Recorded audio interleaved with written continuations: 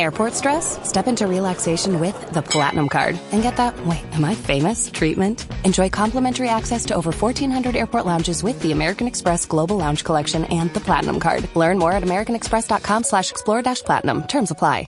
Christopher Media. Let's make some noise.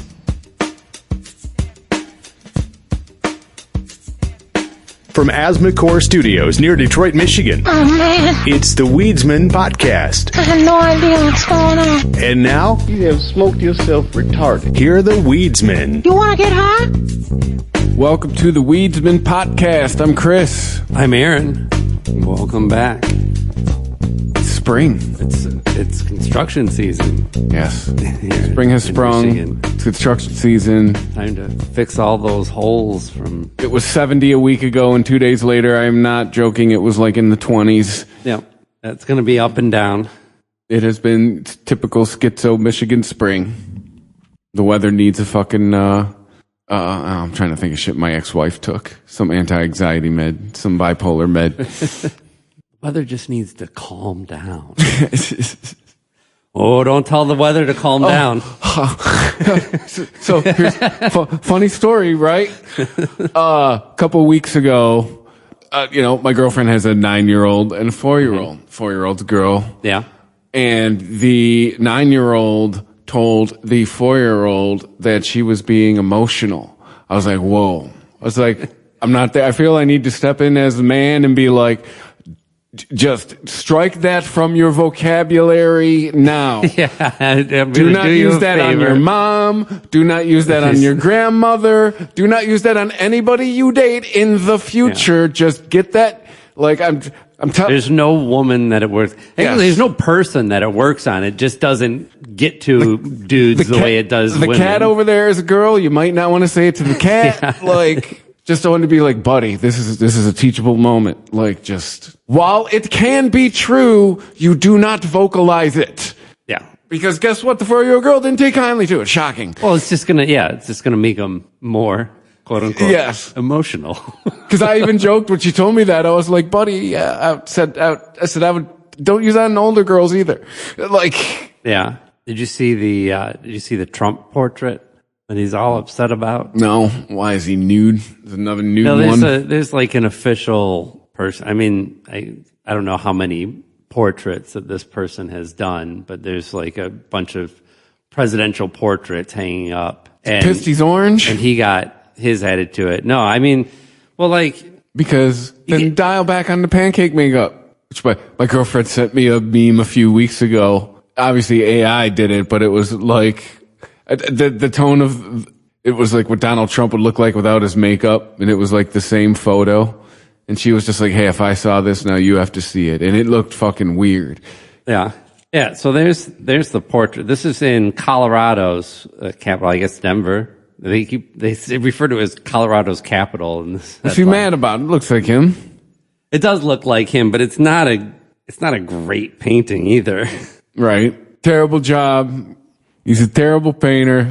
Yeah. I don't know why I can't find a straight on shot of it, but it's like competent, right? Like if somebody in your family did this, you go, hey, that's pretty good. Also, but you got some talent. You know what I will give Trump? I'd be like, why do I look pissed? There's plenty of photos of me smiling. You could have made me smiling. Are there? Well, yeah, there's tons of, especially the Epstein. Not with his teeth. I mean, Epstein photos. I mean, he's smiling in all those. Okay, that's right. Yeah, you're right. But no, I'm just saying, like, I'd be like, yeah, why do I look pissed? You couldn't make me look smiling. I bet you there's a few of those portraits of guys are smiling, looking likable, affable. Well, you think wouldn't they like take a picture? Well, that's what I'm saying. Like, we're in the age of the internet. There's plenty of source material. Maybe you didn't know what the picture was for. Like, did they take a picture of him? And cause all I had to do is say, grab him by the pussy, and you'd get a nice big smile from him. Say felonies. No, I guess they took it down. They took the portrait down. Terrible job. Because Trump complained about it. I mean, I'm of two minds because A, that's kind of just petty, and don't you have other bigger things to worry about? Like, I don't know, your staffers leaking war plans on messaging apps. Like, hey, but Joe Biden approved the use of the Signal app, so yeah. Oh, did he? Like, really? That's.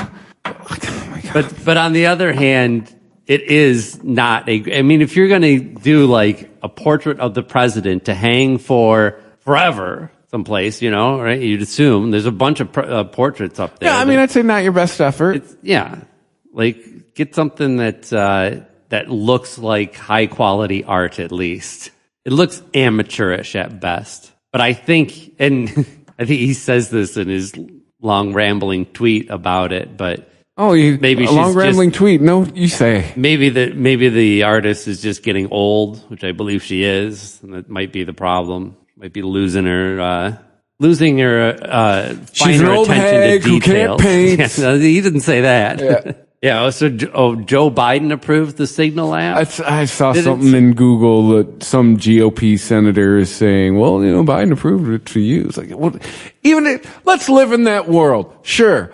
Okay. Why does it matter? It's being used now. Joe Biden he's almost 12 weeks a memory. I know this little. It's back in the basement where they were hiding him for the last 6 months of his presidency anyway. Bullshit back and forth. The New York Times story about this was how some of the people who had their private messages released through the Signal app, which they don't think it was a hack. I guess it's kind of hacking, but basically it's somebody logs in gets your login info and logs in on their phone and gets the messages too. That's how they believe they were doing it. But the New York Times big point that they wanted to make was that these people who are have had their stuff hacked because they're using not the most secure method of communicating top secret information were also the same ones that were complaining about Hillary's server. Right. I'm like,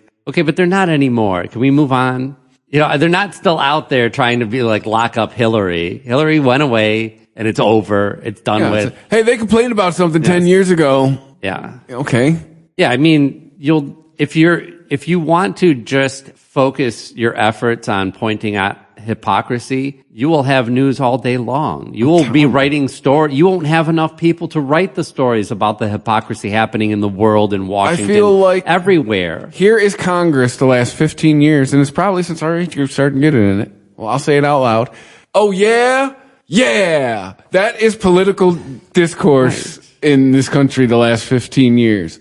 In Congress and beyond. It's all discourse. Not political and otherwise. It's all discourse. If you're accused of something, yeah, you did it too. No, I didn't. Okay, well, you did something else that was bad too, I bet. Okay, but again, let's live in that world. Think of when you were a kid. Okay, what would your parents tell you? Still doesn't make it right. Yeah.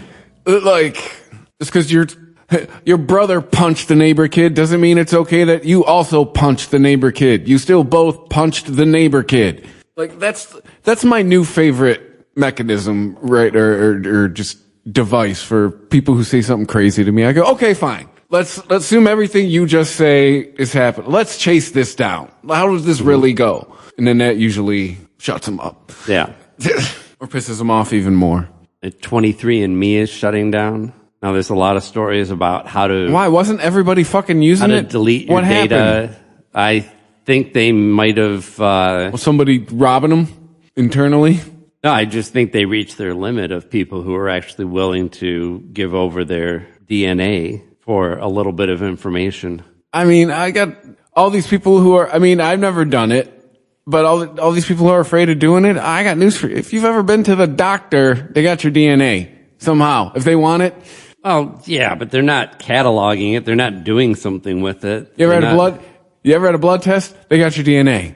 No, they don't. They don't save. I mean, it's possible that they could have, yes. And I'd also argue, what would a hospital do? Your digital footprint is you got more shit to worry about digitally than you got worrying about sending your DNA to some company. Nobody's going to drain your bank account with your DNA. Exactly. Not yet. Right. Give them time. Although, biometric information is part of, so the White House put out I don't know, like if it was just a statement and call to action, but basically it's all about election reform. And they're pointing out ways that we are supposedly behind other countries. So it was mentioned, I think it was India, maybe it was China, that used biometric data. So it doesn't say specifically, like, we're going to, I mean, now to do be cheek swabs fair, for you to vote. But I mean, when we say we're behind, maybe we need to like take a look at the whole picture in these countries before we go, hey, we're lagging behind. no, it's very cherry picking. They're saying, are we lagging behind? Have you seen the condition most of India's in? Are we lagging behind India? well, the point that they're trying to make is that some of our election practices are more primitive than other quote unquote lesser developed countries. But it's cherry picking. It's they use this method and I feel you and I are on the same page as this one. Internet secure enough for banking, but we can't trust it with voting. Come on now. Yeah. Like if we figured out how to make it secure enough for banking, we can figure out how to make it secure enough to where you could vote sitting in your fucking living room. I'm surprised that we're not talking about that because they're talking about, well, I guess here's the thing. With Elon and all the tech pros being really chummy with Trump right now, you'd think that they would be pushing for this. But it also, it has to have a political agenda. And that political agenda is if we just clamp down on identification of voters, that puts a dent in those that usually vote for Democrats. Which, again,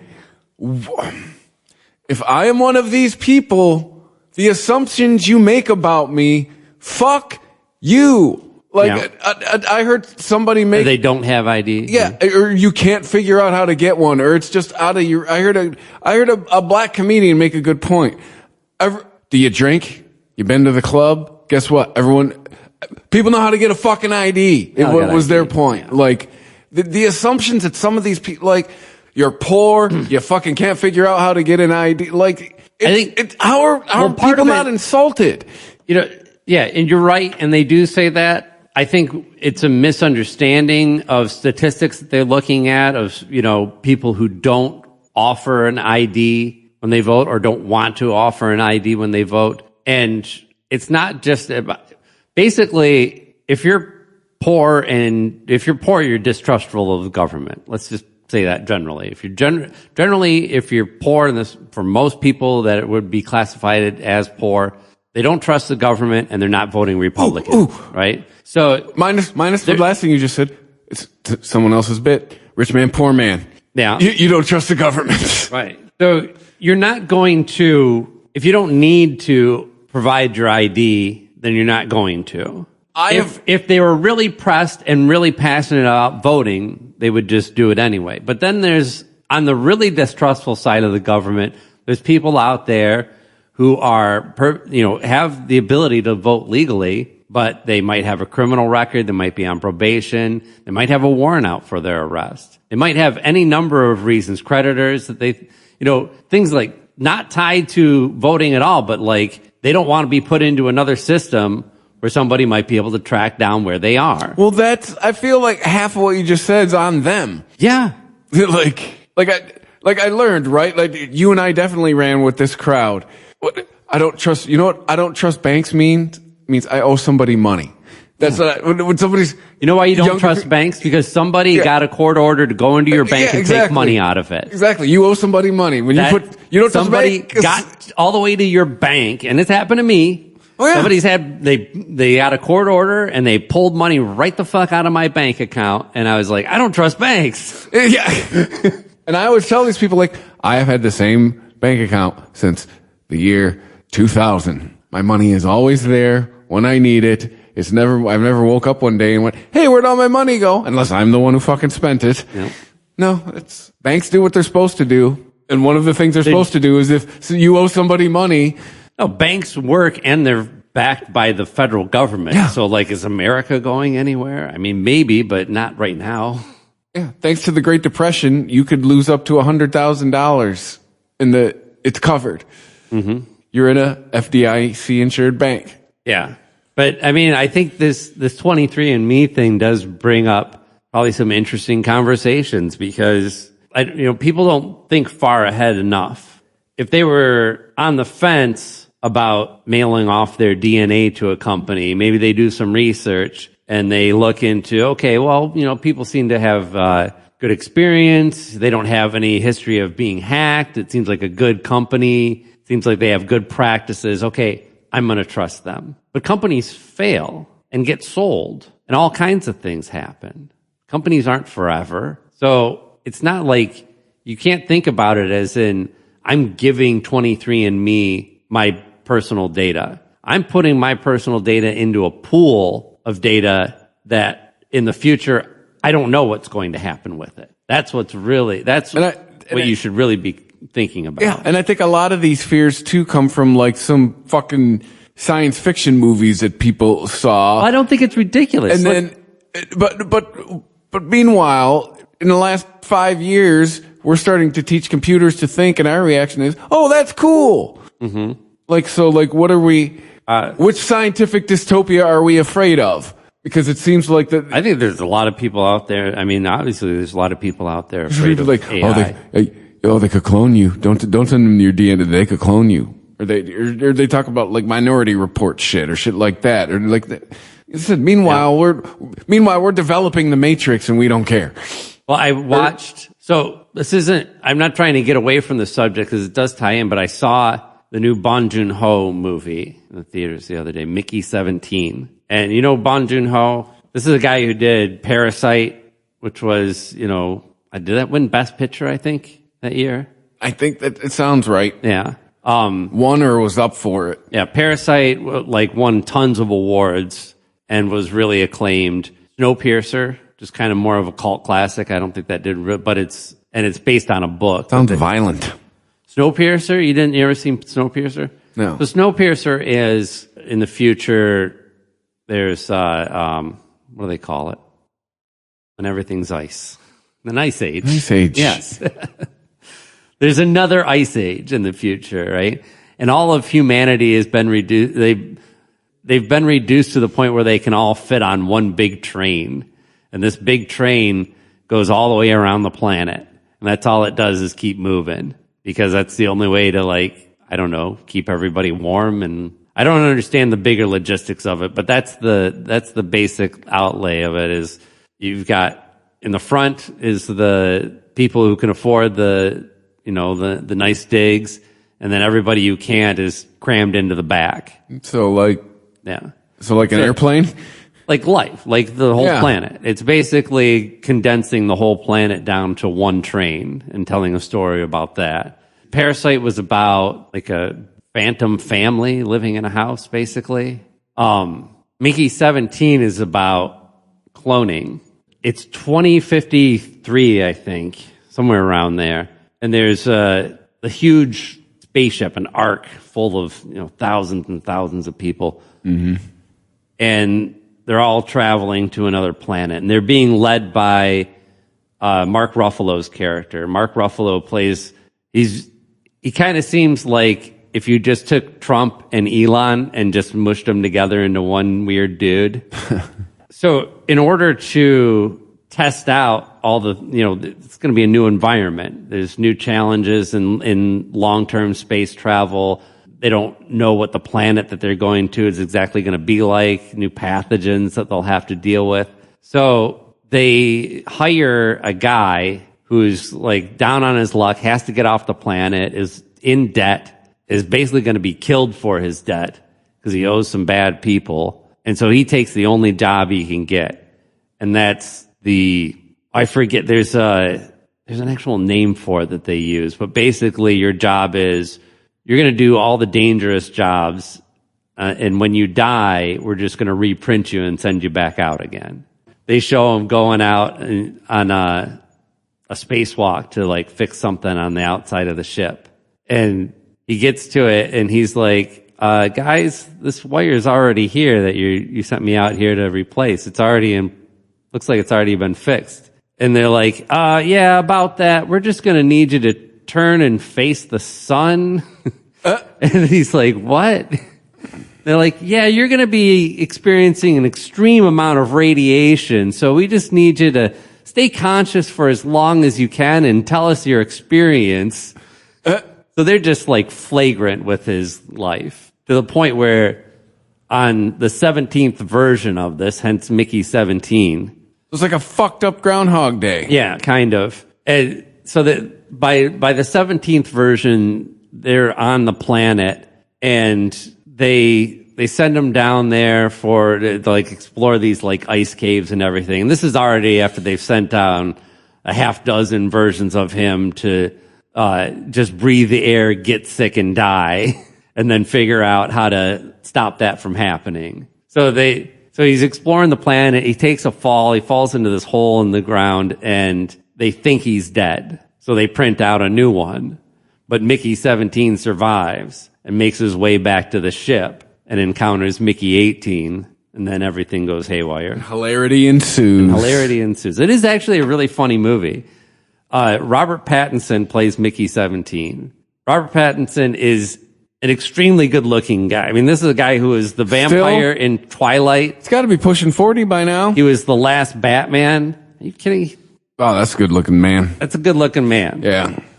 You got to admit that. But he makes himself look so weird and ugly in this. And no makeup or anything. It's just, sometimes he just slightly crosses his eye. Like, he's not totally hamming it up, but he kind of is. Like, he's got this really dopey, like, kind of pseudo New York accent thing going on. But he's really fun in it. And the movie it has definitely a sense of humor. And I guess it didn't do well in the theaters. That's just kind of like the setup to the story that I described. There's much more that goes on from there. And it's kind of interesting in the way that it combines all these themes of Bong Joon-ho's movies in the past. You know, Parasite was about duplicates. Oakjaw was his Netflix movie about finding a weird unknown animal and then wanting to eat it. Or having certain people. Tilda Swinton played a character who was like, you know, obsessed with finding ways to. It's like if they found like a living dinosaur. This guy and they're do like fucking peyote or some shit and then make movies. The Snowpiercer movie about, you know, combining, like just packing a bunch of people on a vehicle and, you know, watching it boil over. All those themes are in this movie, but I don't know. I guess it's definitely a quirkier movie. But it did not do well in the theaters. But now I've forgotten why I went on that tangent in the first place. What were we talking about?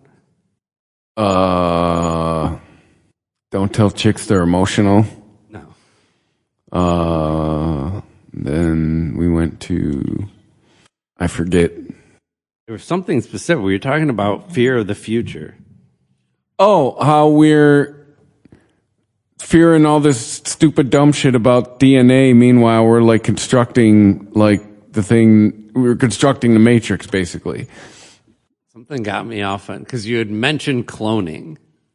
Like, people are afraid of like cloning and Minority Report shit with the DNA stuff. Yeah.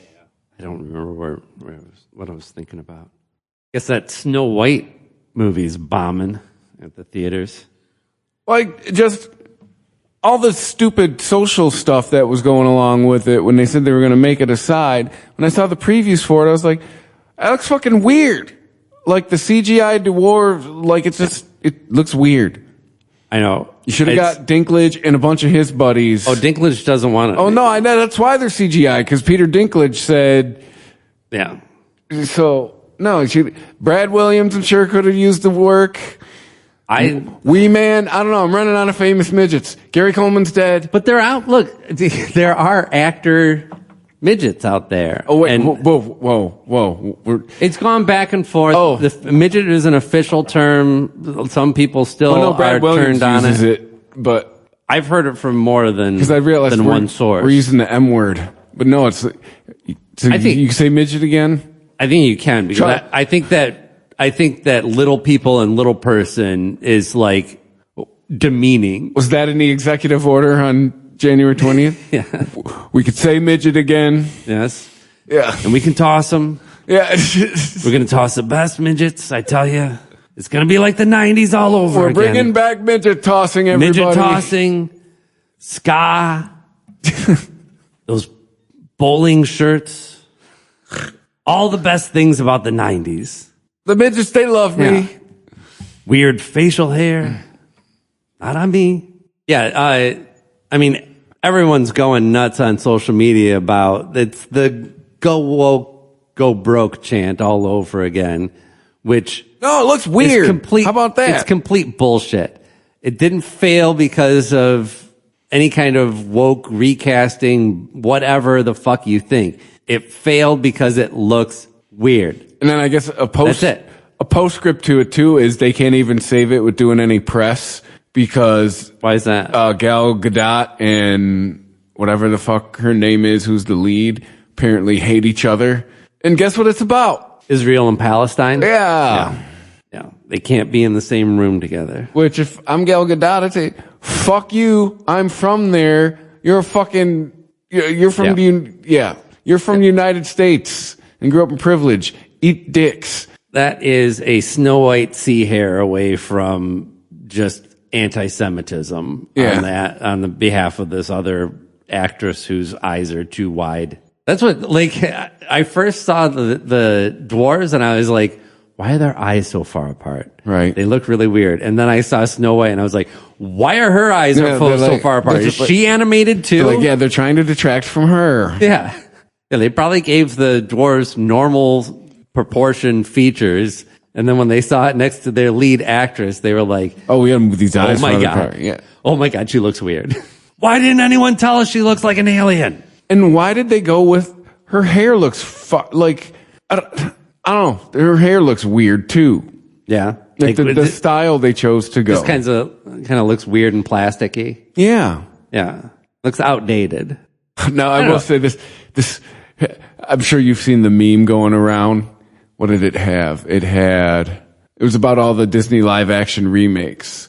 Like it had, a picture of Ariel and then a picture of the Black Little Mermaid. Yeah. It had a picture of... She's Ariel as well. She's not the Black Little Mermaid. No, but there's a punchline to this meme. Yeah. And then it was another character that they made black.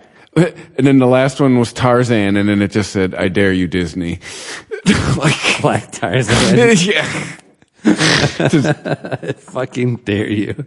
Yeah. Idris Elba swinging around on a vine. Which I feel both sides of the aisle can laugh at that one. Yeah. I think that is the rare harmless racist joke. Right? No, I think it's the Louis C.K. principle. We're all filling in the racism in the last square. Right. Make your own racist joke. Yeah. Like Rachel Zegler, that's who it is, isn't it? Really, the actress whose relationship with the studio began to unravel in 2022 during a contentious West Side Story award season campaign. She trashed the beloved original Snow White. Well, that didn't help. And the death threats towards Gal Gadot. It was Gal Gadot alone who got the death threats. Why? Because she supports Israel, and she's in the business where you have to support the other side because that's how it goes now. You can't be in the liberal business and support Israel. How dare you? You have to check all the boxes now, Aaron. Yeah. Criticized the original Snow White, noting that the prince literally stalks the heroine. Yeah, I mean, all those Disney movies are problematic. Dude. Sleeping Beauty? Can we talk about how I never really thought Pretty in Pink was a love story? Like, I didn't find it to be this great love story. I was like, dude, she's not into you. I was screaming at him the whole movie. Dude, she's not into you. Yeah. But then in the end, she fucking kisses him and then gives all those idiots for the next 10 years ruin teenage boys. Yeah, all I have to do is persevere. All I have to do is just stalk her. Yeah. And never leave her alone. Yeah. I mean, all the way up. Yeah, you're right. All the way up through the 80s, every romantic film was based on stalking. Yeah. This idea of no, if you find somebody and you think they're super hot, then you must be in love. And that means you'll do anything and you don't stop. No, it's called a fixation. Yeah. I mean, what it really is A, you're not in love because you don't know the person. B, that's not justification to follow them around and, crowbar yourself into their life. Infatuation Show and up love at their work are two different things. Yeah. According to this, there's no bad blood between Zegler and Godot. I think it's just Zegler's statements like Free Palestine and that have just caused them to... So they don't want to stick her out there to do promos for it. Gotcha. right? Well, too, and so then it's just Gal Gadot. Well, too, and she's from And so then how do you? But here's the trick, right? You don't want to put Ziegler out there because she's going to say something that you don't want her to say. So you put Gal Gadot out there, right? What's Gal Gadot going to say? And her agents. Why are you going to put just her out there and not your lead? So now, why is she doing all the press, but Rachel's not doing the press? That's going to put even bigger target on why you're not having her. And now everyone's going to look into why you're not having her do the press. So might as well just do no press about it at all. And then everyone just kind of goes, I guess they didn't do a lot of press for that movie. That's why no press. Sounds plausible. That's I guarantee you that's how it happened. That's how it goes down. You can't, because you can't. And Gal ain't changing what are you gonna her do? stance. You have no dwarfs to put out there. Yeah, and Gal's not changing her stance on Israel. She's from Israel, had to serve 2 years from Israel. Right. like if you're from Israel, I think it's you turn 19, you got to do 2 years. It doesn't matter who the fuck you are. Yeah. You got to do 2 years in their military. There's just too much nuance for the average American any person, I think, at this point, to parse there. Because, it's a country can be wrong in its actions, right? And a person from that country can be okay, even if they support their country. Right. And it's not like Gal Gadot is trying to make herself the face of pro-Israel in this. She's just... But I'm willing to bet her opinion is going to be pro-Israel. Yes, she's Israeli. Yeah. Yes, of course. But I guess the point I'm trying to make is that, it would be different. If she was out there making herself, like I said, the face of this and actively, promoting Israel in whatever way, then, yeah, okay, you're going to have to take the flack for that, too. Mm-hmm. But otherwise, to take flack for and receive death threats for being Israeli and not saying that you hate your country. I mean, we don't do that to Americans, right? I'm sure there's some idiots out there, but in general, they don't do that to Americans when they travel, from what I hear. Travel? Yeah. Oh, yeah. Yeah. I say we do it to our own people. Oh, yes, we do it to ourselves. Yeah. Yeah. Because I was like, really? I thought you were on the internet. They're it's like a daily occurrence. Yeah, I guess there's some unreleased Eminem tracks floating out there. Did you hear about this one? Yeah, where are they from? Are they from his recent album? No, they were leaked by a guy that worked in his studio. Yeah, I know, but I'm saying, what era of Eminem is this? Are they for early Eminem? Now Eminem? They're just unreleased. I don't...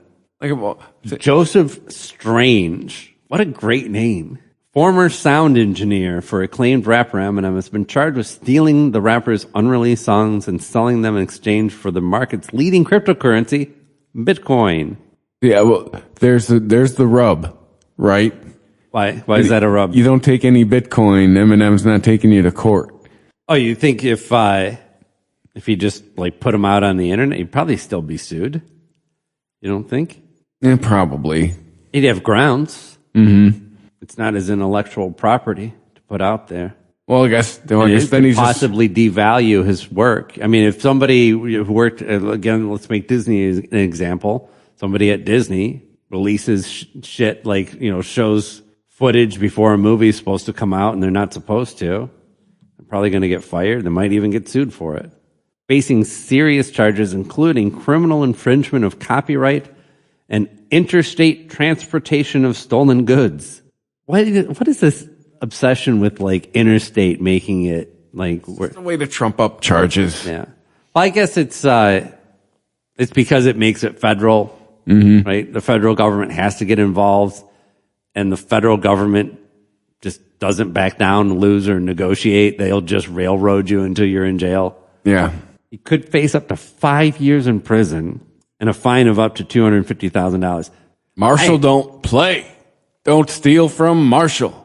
Yeah, I mean, I hope he doesn't end up in prison. I don't think this is the kind of guy who needs to be in prison. I don't know. I mean, the fine would probably be hefty enough to just ruin his life. Right. And certainly the publicity on this. I have to sell that Bitcoin now. How are you going to get hired as a sound engineer anywhere except for, I don't even know where. I thought I could come up with a good example, but there's nobody who just isn't going to not care whether somebody takes their work or not. Yeah. So you're not going to be able to get work anywhere. He's probably not, I'm sure. Like a non-violent crime like that, probably not going to serve prison time. Especially if he's got like all this Bitcoin, he can just sell that. And that's what I'm saying. And then pay off the debt. Unless the government seizes the Bitcoin, put it in the reserve. I don't know. Can they seize the Bitcoin? If Have they? If that's stuff that's absolutely. Think about drug dealers, stuff that's the. But how do they trace it? How do they know? Well, you just said online. You said if he gave someone the tracks for the Bitcoin, that's absolutely traceable. Yeah.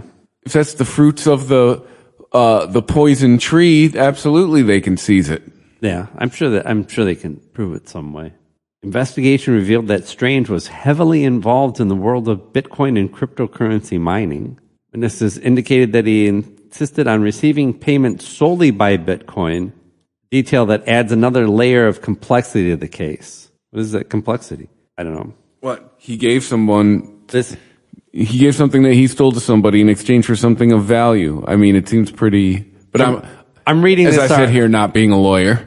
I'm reading this article from thebitcoinist.com, so that's why the focus on the Bitcoin aspect. Gotcha. But yeah, I didn't read anything about like a mass release of Eminem stuff. Man, you're shit. Right? It seems like I would have heard about that. Like people would have been talking about and sharing online and stuff. And yeah, being where we're at, we definitely would have heard. Right, we're right here in Detroit. Well, not in Detroit at the moment, but we're in the Detroit area. Yes. The Metro Detroit area. We are close to where Eminem lives, actually.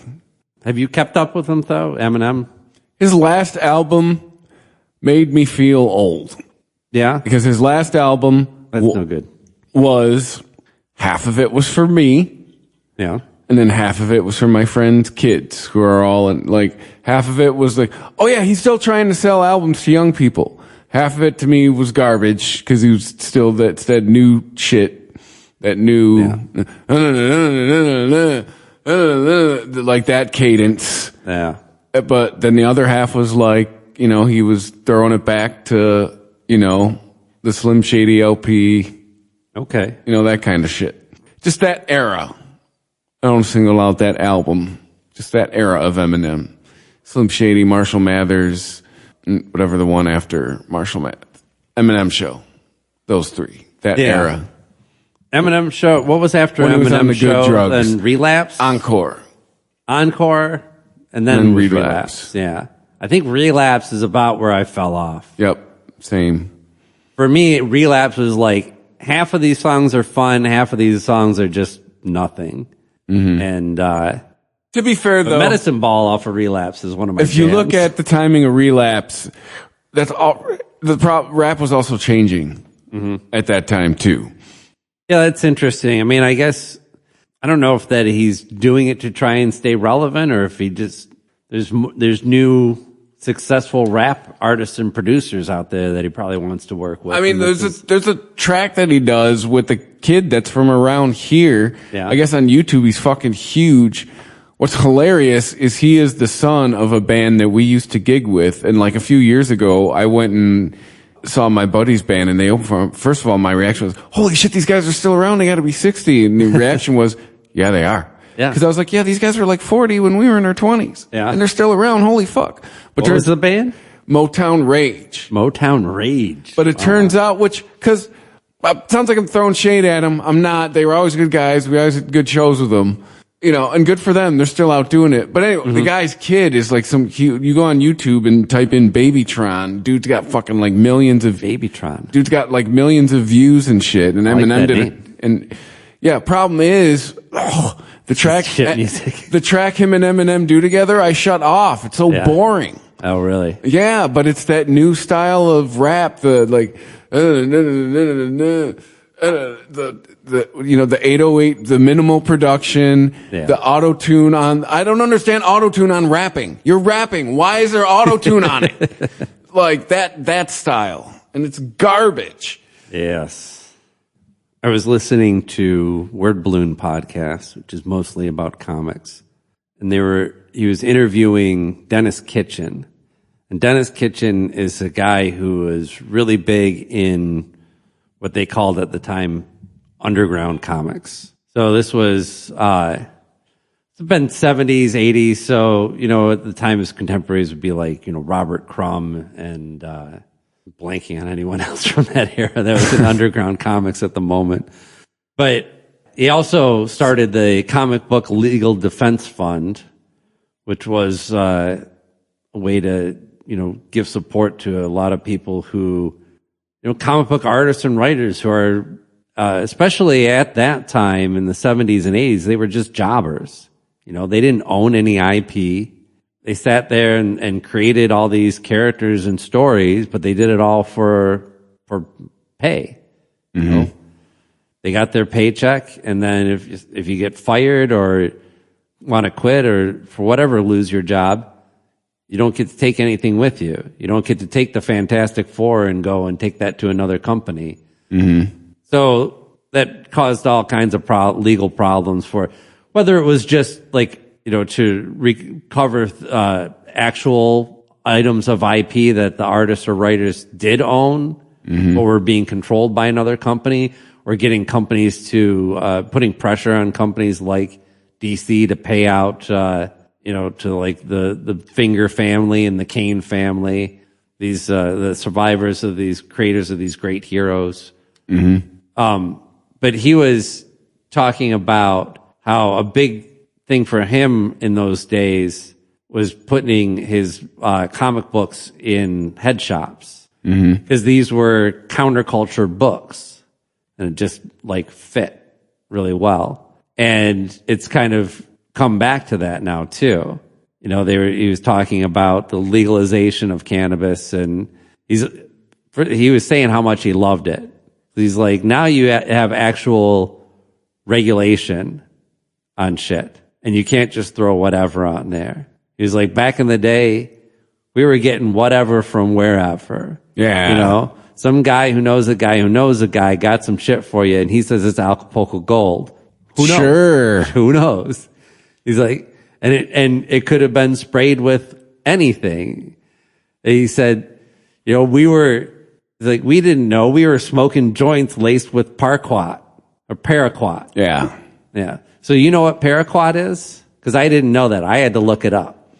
Isn't it a pesticide? It's an herbicide. So it's not something that it's like a weed killer, not a bug killer. And his reference, because he referenced Nixon too, and I was like, so this is a thing. Like, he's not just pulling shit out of his ass. He's referencing something that I don't get. And so that's what I looked at. I found this article from, 1978, the New York Times. It's in their archive. Poisonous fallout from the war on marijuana. And it talks about how basically the Nixon administration, they went and found marijuana crops in Mexico and crop dusted them with this herbicide. Dicks.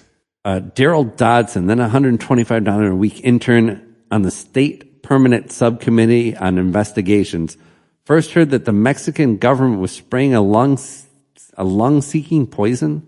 Does that mean lung-seeking poison? On illegal marijuana fields in February 1977. He did not believe it. Swallowing as little as a half ounce of it is suicidal. Paraquat gravitates to the lungs. Oh, that's why they call it a lung-seeking, where it causes such massive damage that death almost invariably occurs within 2 weeks. Type in lung-sinking poison. Oh, Paraquat poisoning. Jesus, Paraquat can't touch anything. Can't touch the lining of the mouth, stomach, or intestines. You can get sick if Paraquat touches a cut on your skin. May also damage the kidney. Jesus Christ. Death may occur from a hole in the esophagus. It was estimated that 1/5 of the marijuana confiscated at the Mexican border had been contaminated. Some of it at a concentration 40,000 times greater than the EPA allows for domestic use. That's cool that the EPA allows it. Yeah. Marijuana eradication had become a priority of the Nixon White House, and government scientists began the search for a herbicide that would dramatically reduce the Mexican supply. or incapacitate American smokers. A spray to make smokers I want to nauseous. be incapacitated, man. Yeah, they were looking to get incapacitated. A spray to make smokers nauseous was synthesized in 1969, but not used. Development of electronic sensory technology to detect illicit fields and aerial spraying of those fields with herbicides. In 1970, the United States gave Mexico 5 helicopters and 3 airplanes to initiate. Oh, and then it just stopped. Journalism is so dead they can't even be bothered to preserve the stuff that was legitimate journalism. I get that this is a very old article. It's on an archive, but literally every one of these paragraphs just ends, sometimes in the middle of a word. About right nowadays. I guess it felt more natural to them. Yeah, all this shit extends still. It goes into the 70s with Operation Clearview, where the DEA endorsed aerial spraying. And at this point now they're doing it on poppy fields as well. DEA had technology which would pinpoint the illicit fields, nicknamed MOPS, the multispectral opium poppy sensor system. Was a 4-lens camera allegedly capable of surveying 250 square miles a day with 90% accuracy. The government loves their acronyms. MOPS wasn't. I don't know why MOPS isn't successful though. Apparently laughed at by some people because of its ineptness, but I don't have a complete paragraph here, so it just leaves me hanging. Dude, it's how it goes. I'll be reading an article and then I feel like it just stops and it's like, that's the end? It's like Janet Jackson. But that's bad. The end? That's bad writing. This is like when they digitized it, they just didn't include all the information. They just, okay. The further I get into this article, the weirder it gets. Because now it's just like, provides has a capital V in the middle of it for no reason. The outcome might not even, what's the period that's right in the middle, right? It's not a period down at the bottom. It's a period right in the middle. There's one of those. So the outcome might, weird period, be a bloody civil period war, ... but, capital, with the acquisition, comma, of, semicolon, helico, capital P, tert, and sophisticated, semicolon, Tesluscology. What are we even talking about? I've forgotten. It's nothing. It's just nonsense because there's so many errors in the transcription. The eradication program could also identify the alleged Gur-F, Rilla, quote, training period, camps, unquote, to these mountains. Like, look, that's what it says. All that's in there. It's just, it's formatting errors and stuff like, there's characters that aren't carrying over. Yeah, if or I was something. trying to read that, I'd have a fucking seizure. Yeah. They're saying something about a guerrilla camp or training camp for guerrilla style something. I don't know. So yeah, I guess that's it. At least we're not still spraying our crops, but I'm sure we are. I'm sure they're spraying other weird shit on that's fully government approved and sanctioned. New different shit that's killing us slowly. Yeah. It isn't, at least it's not this lung seeking shit. Right. But it couldn't have been that bad because wouldn't we have heard about like mass deaths from cannabis? That was a big issue. Maybe like burning it actually does kind of makes you higher, man. Yeah. And yeah, that guy lived to tell the story that he smoked shit with Paraquat on it. Well, I think he's assuming. I don't know. I don't know that he ever hit a joint and went, oh, God, Paraquat. Oh, go easy. All right. On that note, don't smoke shit with Paraquat on it. That's our safety tip for the week. If you go back in time, if you get your hands on a time machine, you're like, the 70s seem cool, and they probably were. Just bring your own weed. Yeah. Actually, bring your own weed, man. You blow their fucking minds. Oh, my God. Yeah. Imagine taking some shit now, just take them a joint that's to all a like basement in 1976. covered in keef. Take it for Woodstock. They'd be like, are you some kind of weed sorcerer? Yes. Now smoke this.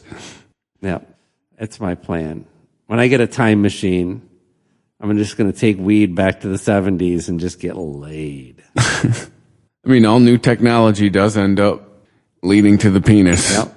And on that note, yeah, when eventually when they invent time travel, it's because there's some pussy in the past. That some guy just cannot stop thinking about. Some guy wants to really fuck Marilyn Monroe, and he figured it out. Yep.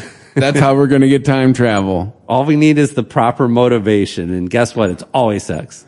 There's some Gen Alpha kid right now who's going to see a picture of Marilyn Monroe, and he's going to invent time travel. Yeah. How do you get secure online banking? You start with just wanting to download porn quickly. Pretty much. And it goes from there. So yes. Well, hey, and while you're on your internet travels, go to...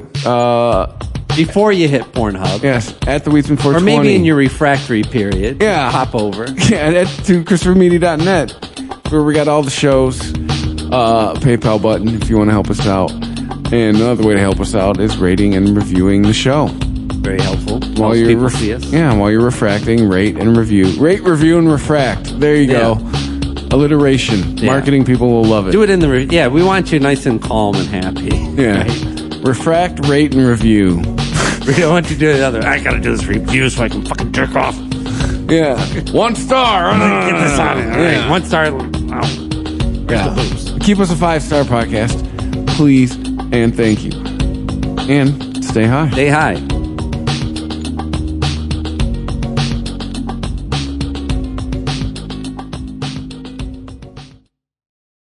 Thank you for visiting ChristopherMedia.net.